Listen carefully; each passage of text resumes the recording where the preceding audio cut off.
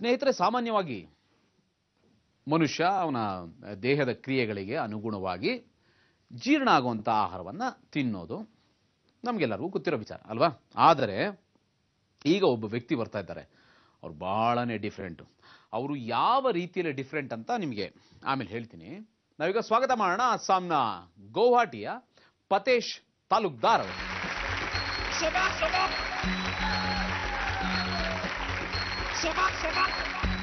Audio cassettes, blade, plastic glass, bulb, ಇಟ್ಟಿಗೆ, sponge, plate, tube light, ಕೋಳಿ ಮೊಟ್ಟೆ, ಇವೆಲ್ಲದಕ್ಕೂ ಒಂದಕ್ಕೊಂದು ಏನಾದರೂ ಸಂಬಂಧ ಅಂತ ಇದೆಯಾ? ಅರ್ಥ ಆಗ್ತಾ ಇಲ್ವಾ? ನಾನೇ ಹೇಳ್ತೀನಿ. ಇವೆಲ್ಲನೂ ಒಬ್ಬ ಮನುಷ್ಯ ತಿಂದರೆ ಹೇಗಿರಬೇಕು? ಬನ್ನಿ ನೋಡೋಣ ಪತೇಶ್ ಅವರ ಈ ಸಾಹಸವನ್ನು.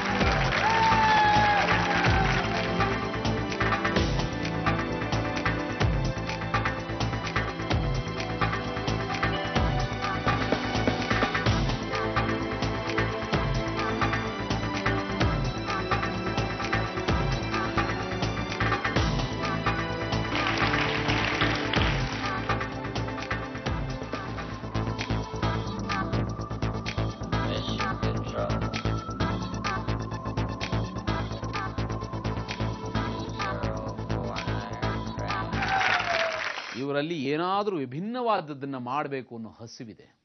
ಆ ಹಸುವು ಅಪಾಯನು ಲೆಕ್ಕಿಸದೆ ಇಂಥದ್ದನ್ನೆಲ್ಲ ಮಾಡಿಸುತ್ತೆ. ಶಬಾಷ್ ಪತೇಶ್, ಶಬಾಷ್ ಇಂಡಿಯಾ.